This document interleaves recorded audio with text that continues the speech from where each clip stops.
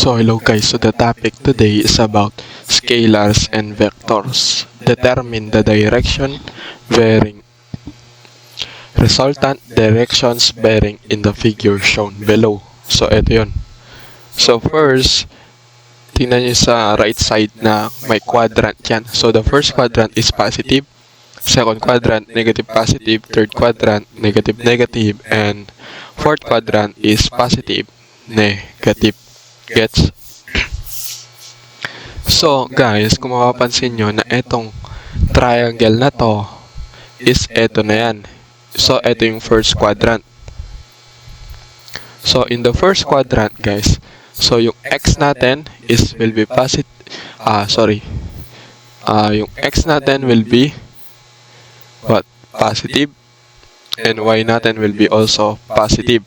So, yung f1 natin is positive. So that's the F1 guys. F1 natin is equals to what? 58 kilonewton. So positive siya. So since yung Fx natin is positive at ang Fy natin is positive also from the quadrant 1. Gets? Next. So ito yung triangle na yan. So first the SOHCAHTOA. So the side 30, which is the opposite sine 30. So yung opposite niya, opposite over hypotenuse. Opposite is Fy.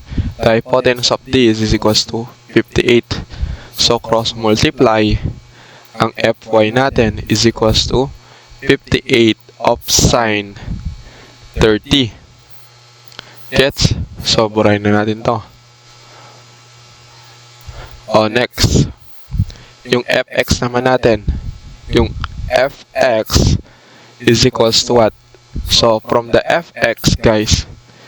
So, next. So, for the fx, guys, to get the fx, ka. So, means that this will be our adjacent and this will be our opposite.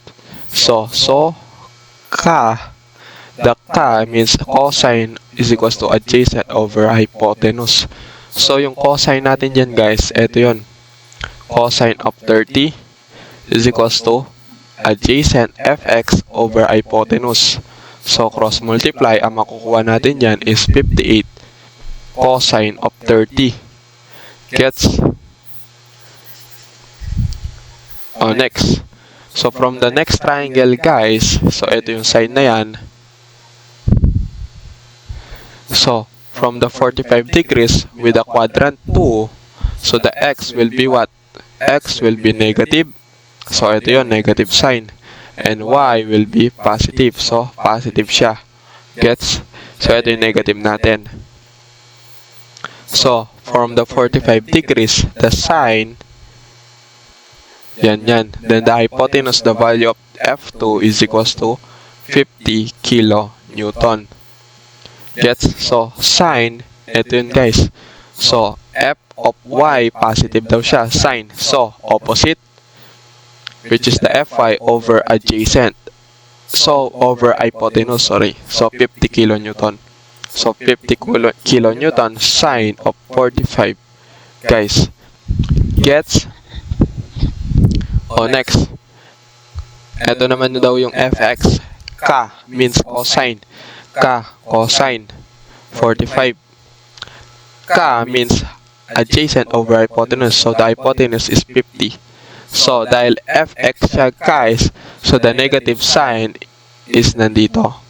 Gets? Kumbaga, guys, cosine of 45 degrees is equals to Fy all over cosine for 45 degrees fx.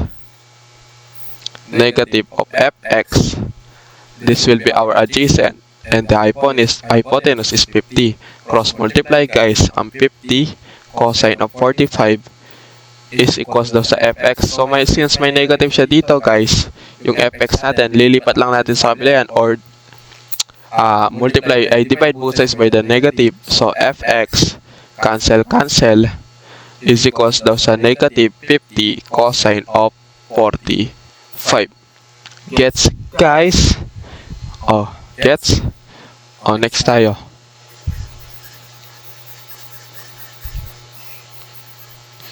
So, the next triangle, guys, kung mapapansin nyo, ay may triangle to sa loob. So, itong triangle na loob na to is ito yan. So, first, get the hypotenuse of these sides. So, to get that, using the Pythagorean theorem, let x be the hypotenuse, guys. X squared is equals to 12 squared plus 5 squared. So, next is that square them both sides. So, after you square, guys, x equals to square root of 12 squared plus 5 squared. So, square root of 12 squared plus 5 squared is equals to 13. So, the x will be 13. So, the value of this is equals to what? 13. Gets? Oh, parayin lang natin to. So, since may hypotenuse na tayo na 13, next natin gagawin, guys. So, this angle, guys, ito yun. Yung angle na yun is ito yun. Is equal siya sa angle na to ng maliit. Equal din siya doon. This could be the similar triangle. Gets? So, since equal siya dito, guys, since yung maliit na triangle, ito yan, equal yan, guys. So, yung opposite niyan, guys, is 12. Sine of theta. Since the sine of theta is equals to what? Opposite over hypotenuse.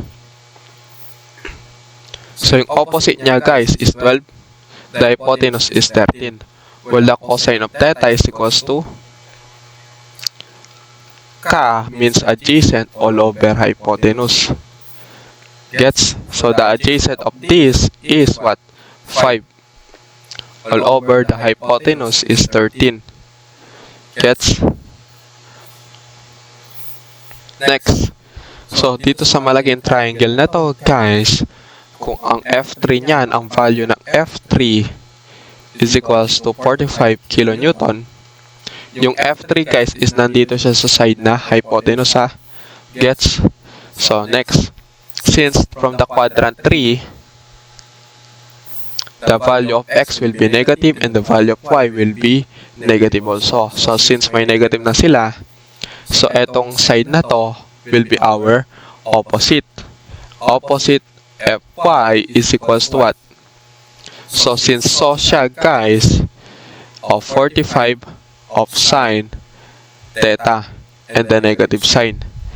Gets? Kumbaga, ganito yan, guys, ha? Sine of theta, opposite, anong opposite niya? Fy over hypotenuse is 45. So, from the cross multiply, guys, Fy is equals to negative 45 sine of theta. Gets, guys? Negative 45 sine of theta. So, the value of sine theta is equals to what? 12 over 13. So, negative 45. Yung sine theta, palitan na natin ng 12 over 13. So, this will be the value of our Fy.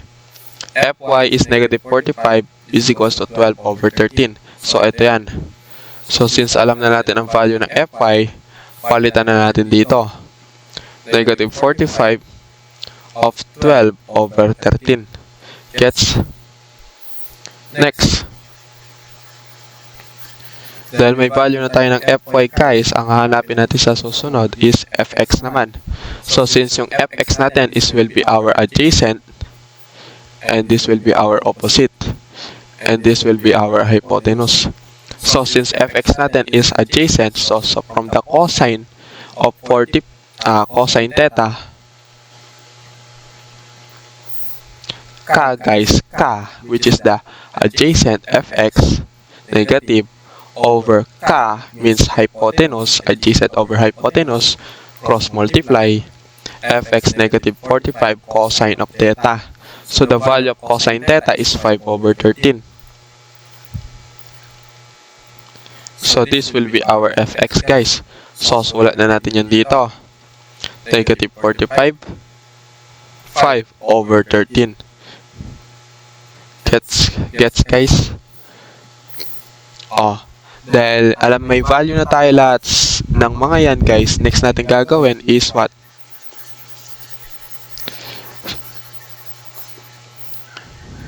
So, since nakuha na natin lahat, etong isa pang angle, guys, forces is what? So, since naglay siya sa x-axis, ibig sabihin na nakapatong siya sa x-axis. So, from the x-axis, guys, this will be a what? Positive. So, eto yung line na yan, Line is equals daw siya sa F4 is equals to 40 kilonewton. So, since yung nakalay o nakapatong siya sa x-axis, it means that Fx equals to 40 kilonewton. And ang Fy niyan, guys, since nakapatong lang siya sa x-axis lang siya nakapatong, guys, means that the value of Fy, so this will be our quadrant y. Since hindi siya nakapatong dito, it means that this value is equals to 0. Gets? O next.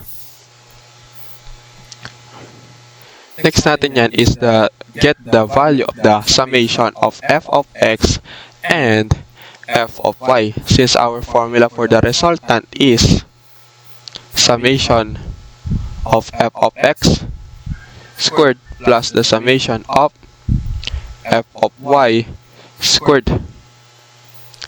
Gets? So, first, get the resultant, guys, So, yung r natin, f of x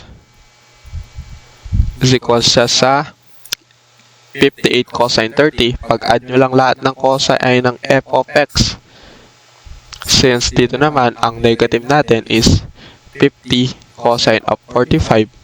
Lahat ng f of x, may f of x na tayo dito. Dito naman, f of x niya is minus 45, 5 over 13.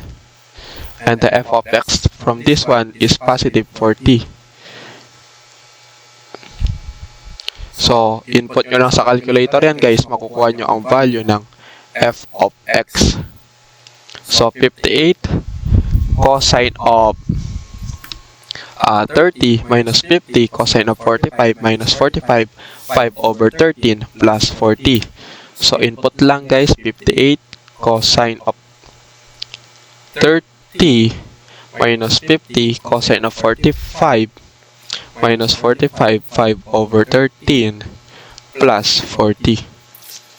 So, the value from this one is 37.57.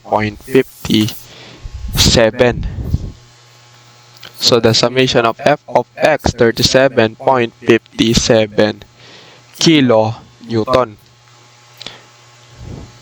Gets, guys? Since naka-kilonewton sila, so, convert, kunin nyo lang yung unit nila, kilonewton, kilonewton, kilonewton, and kilonewton. So, the summation of f of x is 37.57 kilonewton. So, eto na yung value ng summation of x natin. Then, next, the summation of y. So, 58 sine 30. Y natin is 50 sine 45, positive 50 sine of 45. Next is Fy natin, negative 45. 12 over 13. And next, ang Fy natin is 0. So, the summation of f of y is equals daw sa 58 sine 30 plus 50 sine of 45 minus 45, 12 over 13 and plus 0. So, the answer is 22.82.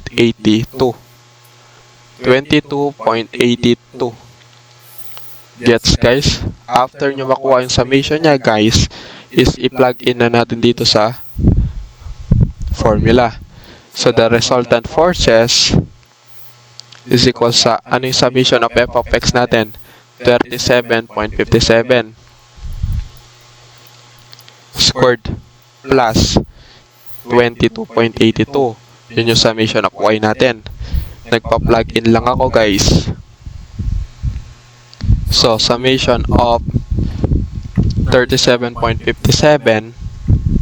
plus, so, don't forget the squared, guys. 22.82 squared plus 37.57 squared is equals sa 43.95. So 43.95 kilo Newton or 43.96 kilo Newton. Gets guys? So this will be our resultant. Resultant to guys ha. O next, to get the direction, may resultant na tayo. Check.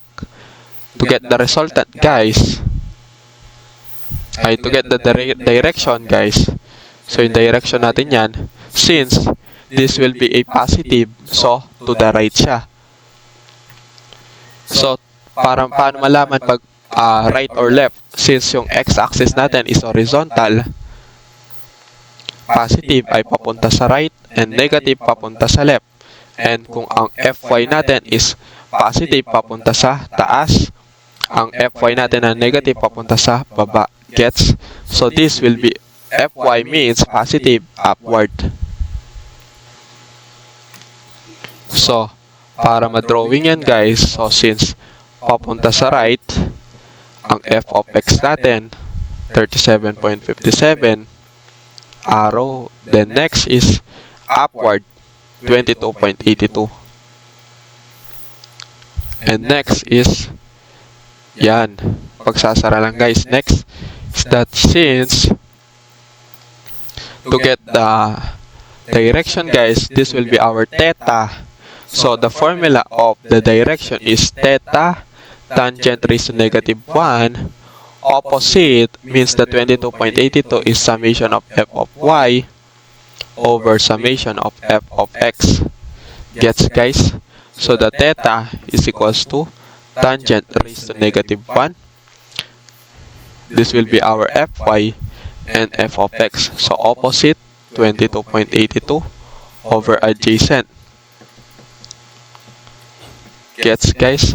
So input lang sa calculator 22.82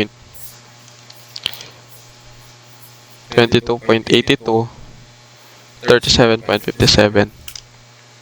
So the answer is what? 31.27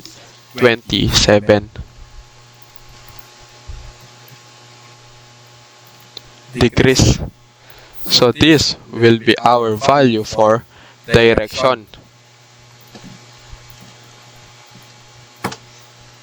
Next, so sa question may direction na tayo. Oops.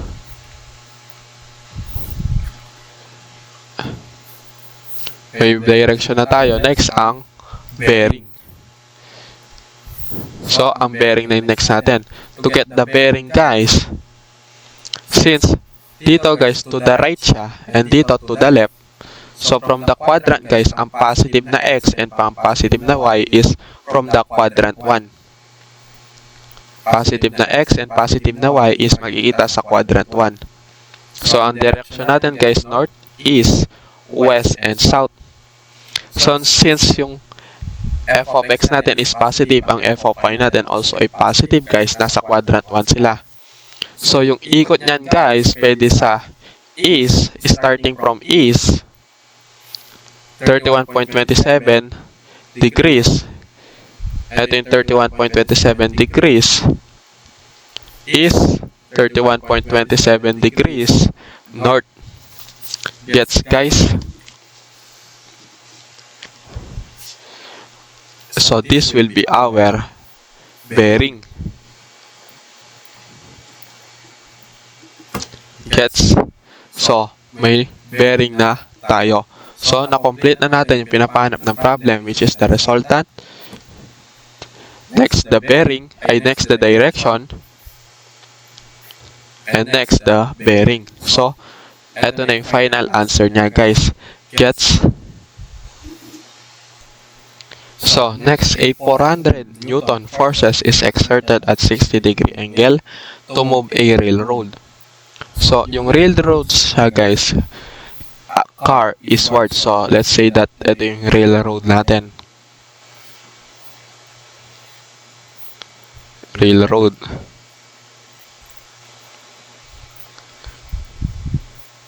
A railroad car eastward. So let's say may car dito dun sa railroad. So eto yung car natin. eastward. So, papunta siya sa east, guys, along a railroad track. Find force. So, yung east, guys, papunta siya dito, di ba? Find the force along the x-axis and the force along the y-axis. So, from the 60 degrees, guys, simula sa railroad, magpo-form na siya ng triangle. So, dito yung tingin ng railroad. So, 60 degrees to. Let's say this will be a 60 degrees. Guys, so, dahil nag 60 degrees siya, guys, yung angle na to is magpo-form na siya ng triangle. Gets? So, from this triangle, guys, and this will be our Fx, and this will be our Fy. So, the 400 kilonewton is, let's say, as F1, 400 Newton. So, find the force along the x-axis and the force along the y-axis. So, para mahanap yung forces niya, guys, from the SOHCAHTOA, which is this will be our angle, and this will be the opposite, adjacent, and hypotenuse. So, the sine theta, guys, is equals daw sa 60. Opposite natin, Fx over hypotenuse, 400. Cross multiply, guys, Fx equals to 400 sine of 60. Next, the cosine of 60 is equals to adjacent is equals to Fy over hypotenuse 400. So, cross multiply, guys, cosine of 60. So, cross multiply lang natin. Next is input sa calcu, 400 sine 60, and the value of this one for the Fx, 346.41 Newton. Oops. This will be the Newton.